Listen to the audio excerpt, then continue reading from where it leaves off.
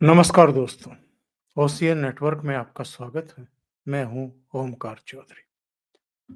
बृहस्पतिवार को पार्लियामेंट में जो कुछ हुआ, जिस तरीके से भारतीय जनता पार्टी के 2 सांसदों को घायल कर दिया गया और उनको हॉस्पिटलाइज करना पड़ा और उसके बाद जो तमाशा कांग्रेस की तरफ से राहुल गांधी, मल्लिकार्जुन खड़गे, उनकी बहन प्रियंका गांधी वाड्रा की तरफ से किया गया, उसके बाद मैं ये देख रहा था कि इनकी इस कदर बौखलाहट की बड़ी वजह क्या है?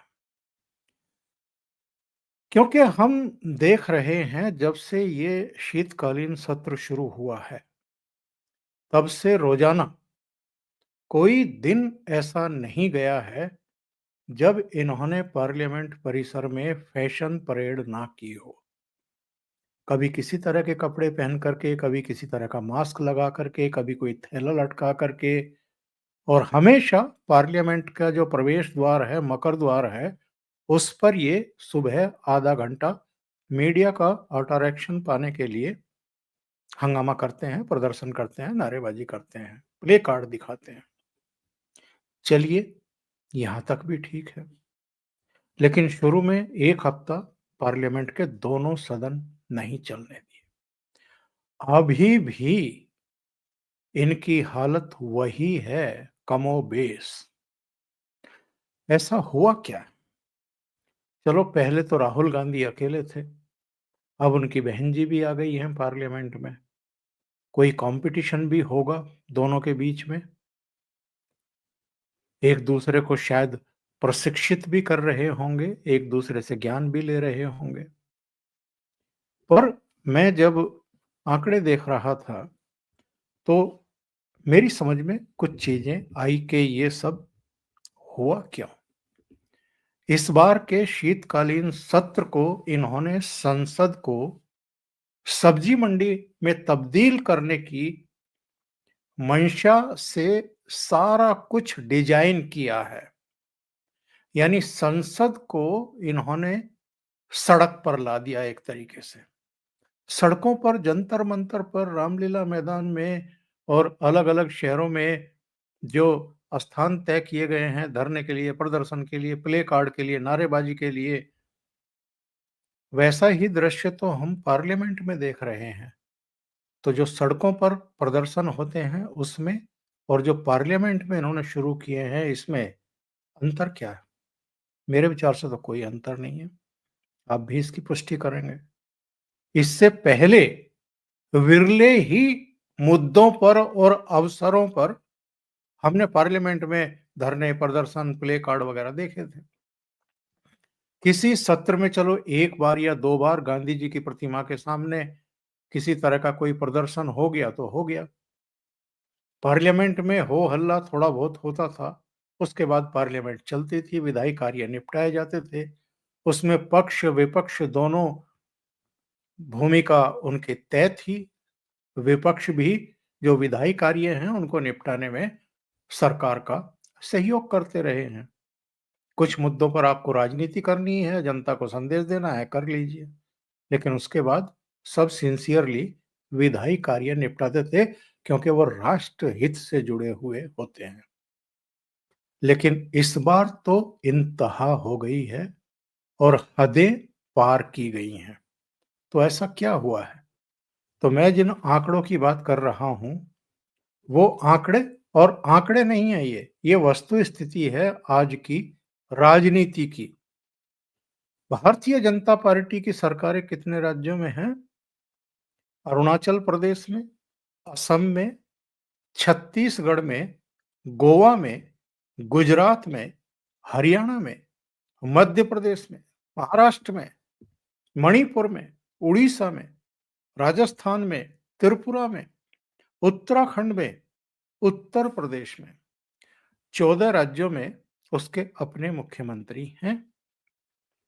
और पिछले दिनों मैंने एक नक्शा भी दिखाया था। ये नक्शा अगर आप देखें तो इससे भी पता चलता है कि सारे देश में तो लगभग 2/3 हिस्से में तो भगवा ही दिखाई दे रहा है। कांग्रेस पार्टी कितने राज्यों में है? हिमाचल प्रदेश, तेलंगाना और कर्नाटक। और लोकसभा चुनाव के अगर हम नतीजे देखें तो हिमाचल की सब लोकसभा सीटें भारतीय जनता पार्टी को मिल गई।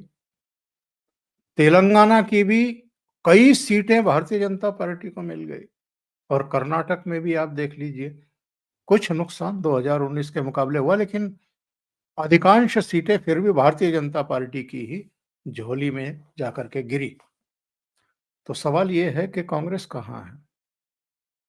इन 3 राज्यों की भी लोकसभा सीटें अगर भारतीय जनता पार्टी के पास जा रही हैं, आपके तमाम दुष्प्रचारों के बावजूद, सारे हथकंडे अपनाने के बावजूद, पूरे इकोसिस्टम को मोर्चे पर लगाने के बावजूद, अगर लोकसभा चुनाव में आपके राज्यों जो जिनमें आपकी सरकार है, वहां से भी अगर ज्यादातर सीटें भारतीय जनता पार्टी को और नरेंद्र मोदी को मिल रही हैं, तो फिर राहुल गांधी जो प्रधानमंत्री बनना चाहते हैं 2004 से ही, तो उनकी जो अपेक्षाएं हैं, उम्मीदें हैं, जो ख्वाब है, सपने हैं, उन पर तो इनके जो रूल्ड स्टेट हैं वो भी पानी फेर रहे हैं।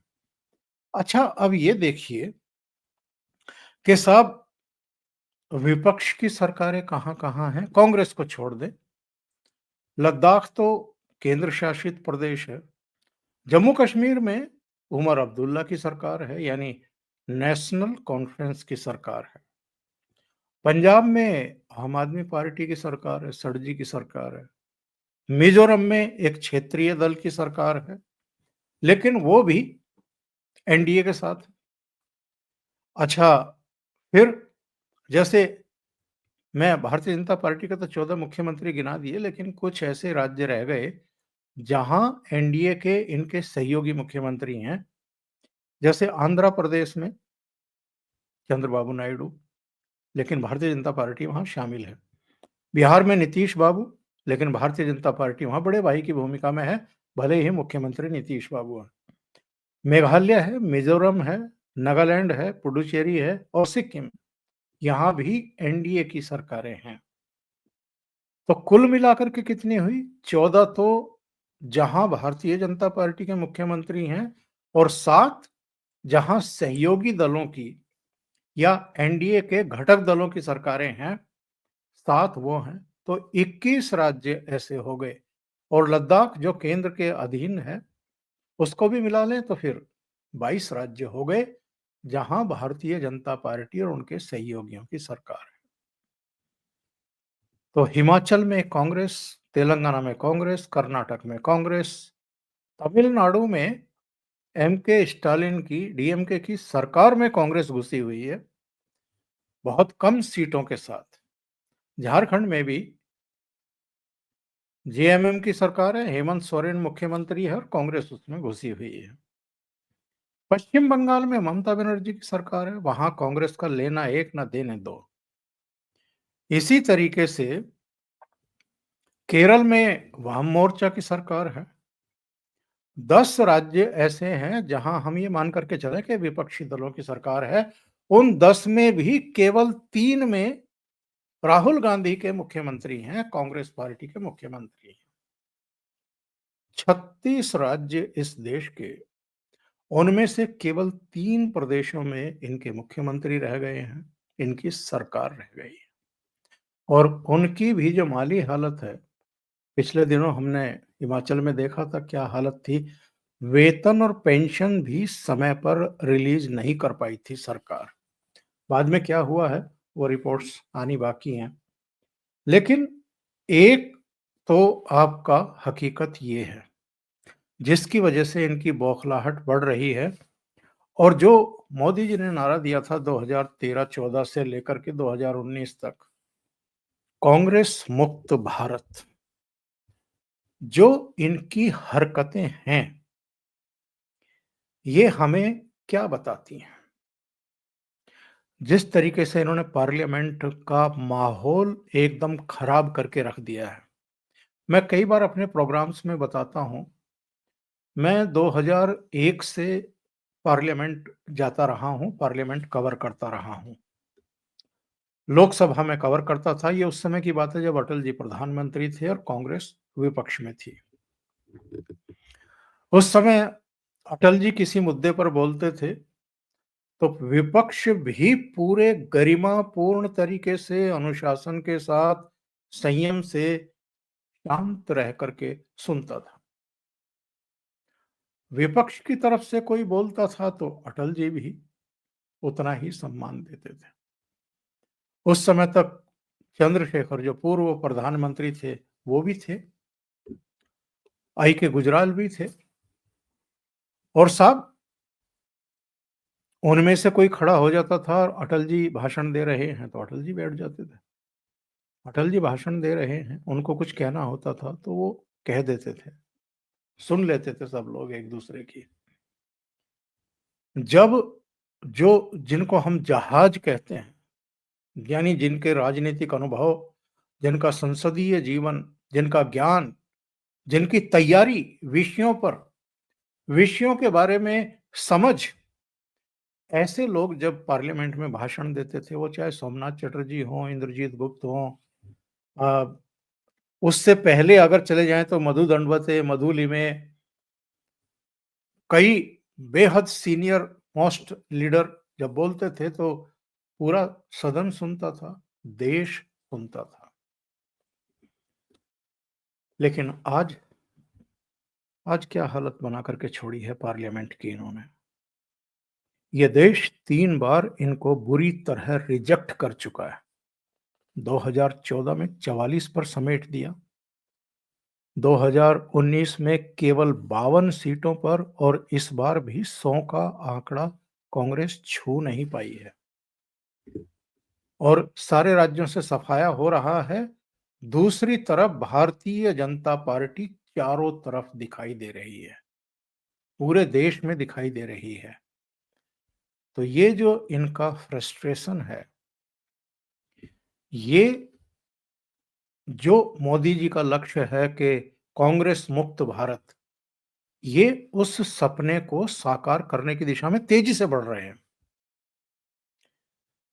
देखिए, एक बात समझ लीजिए, अगर आप लगातार चुनाव हार रहे हैं, लोकसभा के भी और राज्यों के भी, और क्षेत्रीय दल जीत रहे हैं, भारतीय जनता पार्टी भी जीत रही है, भारतीय जनता पार्टी के सहयोगी दल भी जीत रहे हैं, अपोजिशन के भी क्षेत्रीय दल जीत रहे हैं, कांग्रेस हार रही है,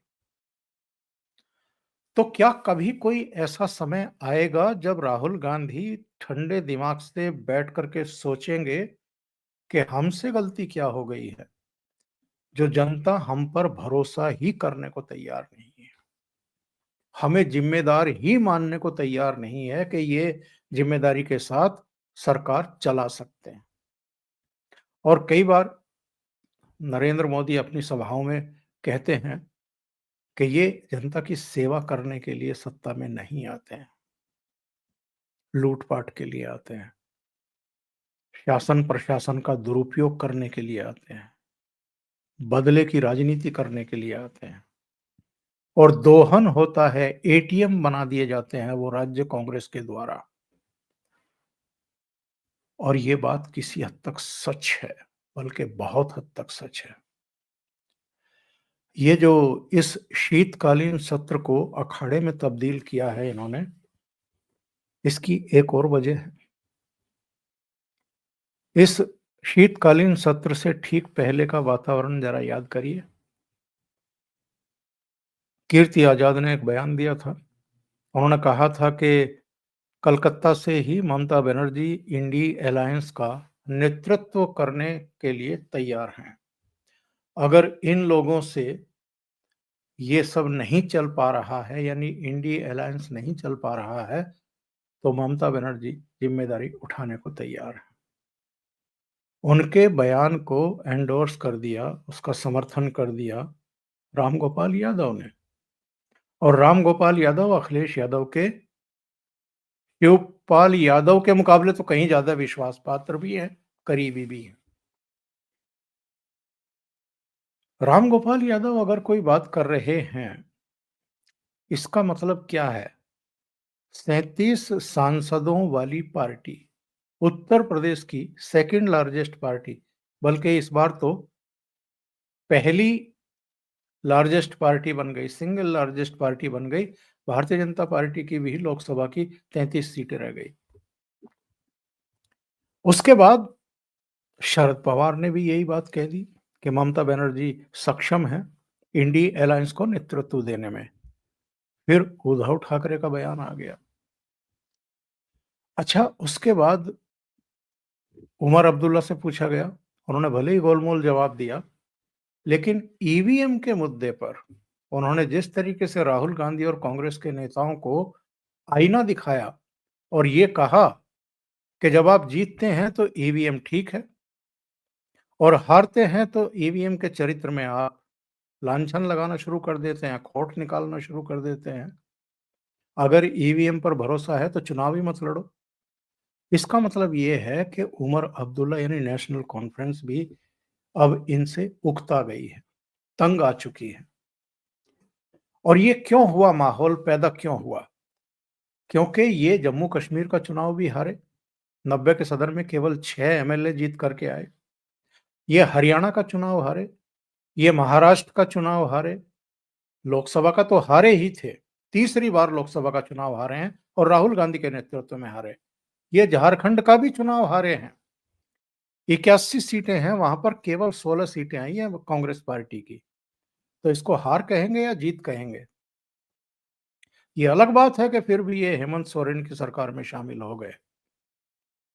तो जब आपका इतना पानी उतरा हुआ है, हर जगह जनता आपको रिजेक्ट कर रही है, तो इंडी अलायंस ने भी सोचा कि भाई ये जो राहुल गांधी मनमानी पर उतारू हैं और अपनी ही राजनीति आगे बढ़ाने की कोशिश कर रहे हैं, जो बाकी के क्षेत्रीय दल जुड़े हुए हैं उनकी अनदेखी कर रहे हैं, उनके लिए अपमानजनक स्थितियां पैदा कर रहे हैं, तो इसको उतार करके फेंको।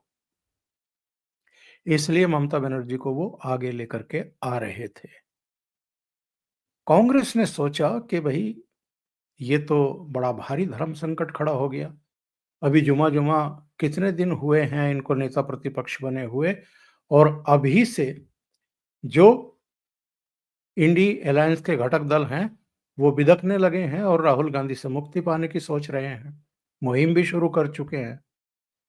इसलिए विपक्ष को जोड़े रखने के लिए, इंडी अलायंस को जोड़े रखने के लिए भी और राहुल गांधी की लीडरशिप आगे बढ़ाए रखने के लिए इन्होंने सारे ऐसे मामले डिजाइन किए कि पार्लियामेंट ठीक तरीके से चल ही नहीं पाए, कामकाज होने ही नहीं पाए।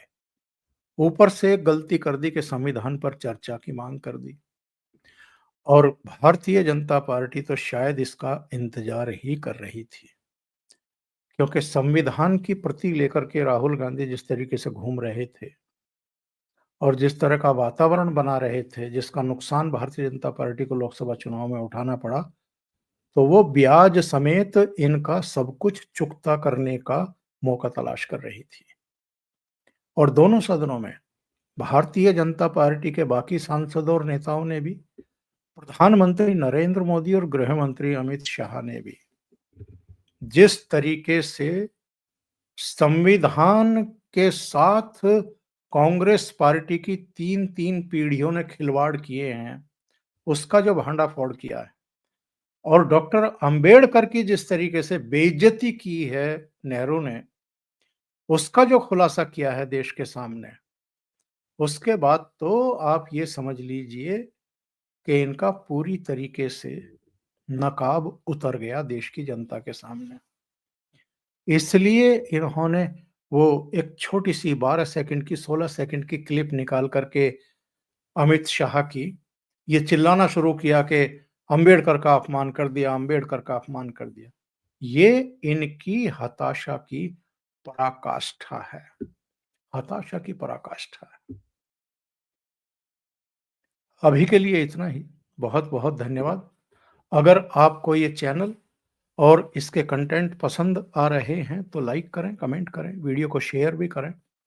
अभी तक अगर आपने ये चैनल सब्सक्राइब नहीं किया है, तो सब्सक्राइब कर लें। साथ में लगे बेल आइकॉन को दबाना ना भूलें ताकि आगे आने वाले वीडियो और उनके नोटिफिकेशन आप तक पहुंचते रहें। बहुत-बहुत धन्यवाद। नमस्कार।